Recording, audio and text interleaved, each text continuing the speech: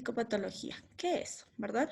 Es una disciplina científica que va a estudiar los trastornos mentales, es decir, las alteraciones mentales, pero desde una vertiente descriptiva, es decir, que nosotros vamos a describir cómo se van a desarrollar estos trastornos mentales y cómo lo vamos a poder hacer, ¿verdad? A partir del diagnóstico, ¿sí? De la clasificación y de la sintomatología. Entonces, si bien nosotros vamos a estudiarlo a partir de una vertiente descriptiva, también podemos estudiarlo a partir de una vertiente explicativa, ¿sí? Entonces, todo esto con el fin de estudiar el funcionamiento mental y las conductas del ser humano. ¿Qué es lo que nos va a permitir la psicopatología? Nos va a permitir identificar los trastornos, las alteraciones mentales según las características clínicas, ¿sí? Nos va a permitir conocer su curso y el pronóstico, es decir, cómo se va a ir desarrollando y qué es lo que nosotros esperamos que suceda. Nos va a permitir realizar el diagnóstico diferencial. ¿Cuál es la diferencia, por ejemplo, entre un trastorno bipolar o una depresión? ¿Sí? Nos va a permitir saber su epidemiología, es decir, cómo se va a distribuir esta alteración mental, cuál es su frecuencia, cuáles son los factores que van a resultar determinantes en las enfermedades, ¿sí? Cuáles pueden desencadenar, cuáles pueden mantener esta alteración.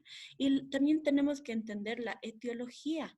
La etiología es el origen, la causa de la enfermedad, ¿sí? Todo esto nos lo va a permitir la psicopatología.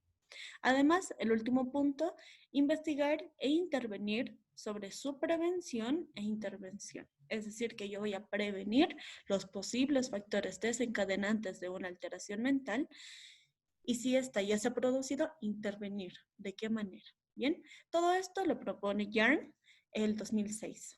¿Sí? Bien, entonces para que nosotros entendamos la psicopatología como tal, tenemos que irnos al creador de esta, ¿sí? Al primer hombre que llegó a estudiar y que consolidó la base de lo que es la psicopatología, que es Karl Jasper, ¿sí? Un psiquiatra y filósofo alemán. Entonces él redactó un libro llamado Psicopatología General en 1913, ¿sí? En el cual denunció lo que eran las pretensiones científicas de la psicoterapia y acusándolas, ¿sí? Es decir, oponiéndose de que eran muy deterministas, ¿sí? No permitía un estudio holístico, global e incluso completo de lo que es el fenómeno psicopatológico que lo vamos a ver a continuación. Entonces, Karl Jasper introdujo un nuevo método de estudio al cual se le llamó método biográfico. Este estudio consistía en registrar toda la información biográfica, es decir, de la persona, ¿sí? Tomando notas de cómo se sentían, cómo se desarrollaban estos síntomas. ¿Bien?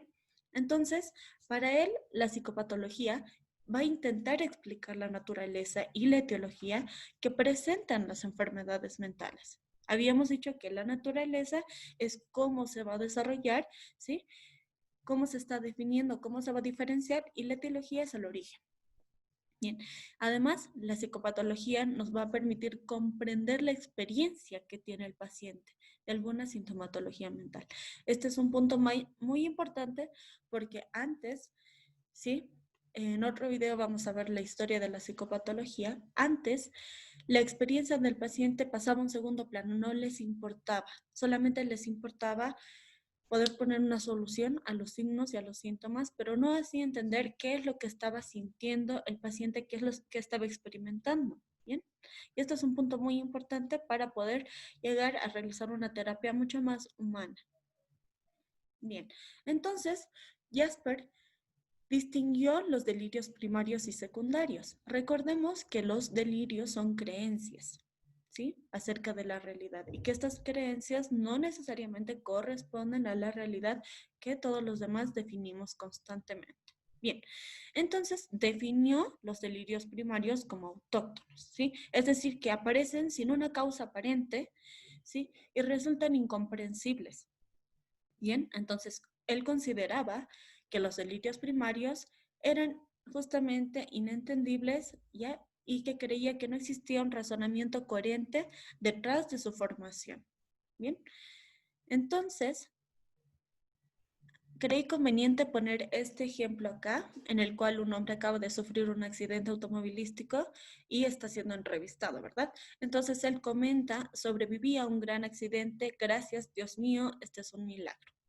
Entonces no ha habido una causa, ha sido algo fortuito, un accidente. Entonces ha habido un accidente que va a hacer que desencadene un delirio primario, ¿sí?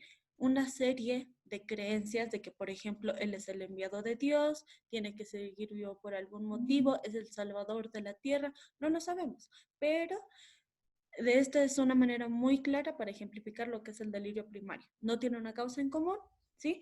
Pero se va a desarrollar un proceso incomprensible para nosotros.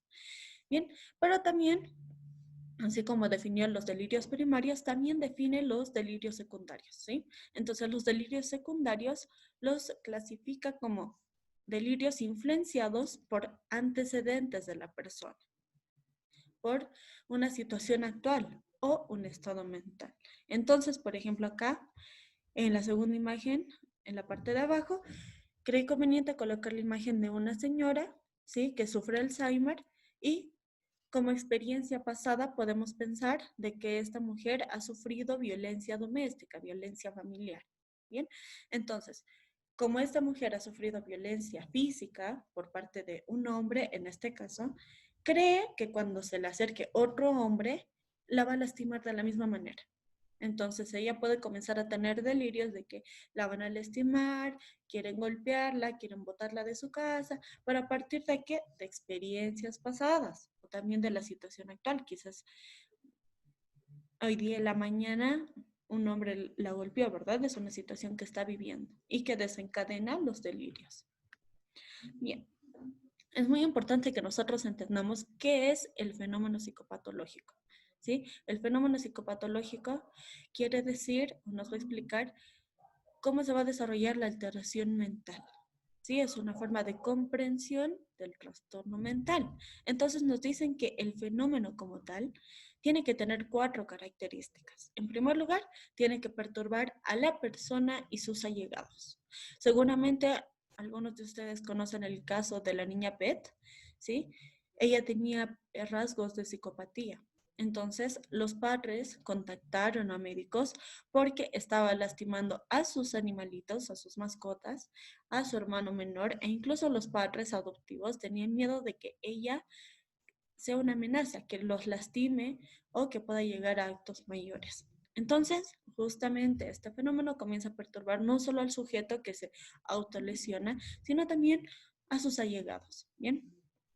Otra característica es de que es socialmente inapropiado. La normalidad lo definimos la sociedad en su mayoría, pero esta normalidad puede ir variando de cultura en cultura, de sociedad en sociedad e incluso de tiempo en tiempo. Por ejemplo, no es lo mismo la época de los 70 a lo que estamos viviendo ahora en el 2020. La normalidad va a cambiar. Entonces, es socialmente inapropiado. Acá tenemos una persona, por ejemplo, que camina desnuda. No es apropiado para la sociedad en general, ¿verdad? Entonces, es así como se va estructurando el fenómeno psicopatológico. El tercer punto es de que es incongruente con la realidad, es decir, de que no es posible. Entonces, tenemos acá una persona que camina sobre el mar y nosotros sabemos de que eso no es real, no es posible y por lo mismo no es congruente con la realidad. Cuando nosotros tengamos contacto con pacientes en hospitales psiquiátricos o en otro contexto, las personas nos pueden comentar, por ejemplo, es que he viajado de Moscú a Estados Unidos en 2 minutos.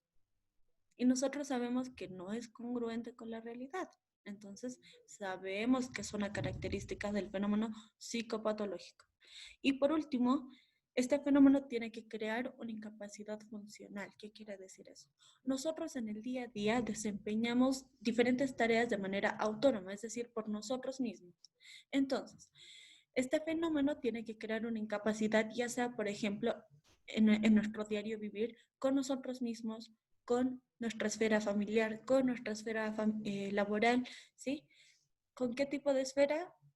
No sabemos, depende del fenómeno que se desarrolle. Pero, por ejemplo, aquí nuevamente tenemos el Alzheimer, en donde se va a crear una incapacidad funcional. Esta persona no va a poder recordar, esta persona va a dejar el gas abierto, esta persona se va a perder en las calles y justamente está causando una incapacidad. Bien, bien. Entonces recordemos. La psicopatología es el estudio de los trastornos de la alteración mental, que nos va a permitir conocer que el origen, el desarrollo, predecir qué es lo que va a pasar. ¿Para qué? Para nosotros tratar con el paciente. Carl Jasper introduce el método biográfico en el cual nosotros tenemos que entender la experiencia del paciente y nosotros tenemos que entender cómo se va desarrollando este fenómeno observándolo y no juzgándolo. ¿Sí? Comprendiendo.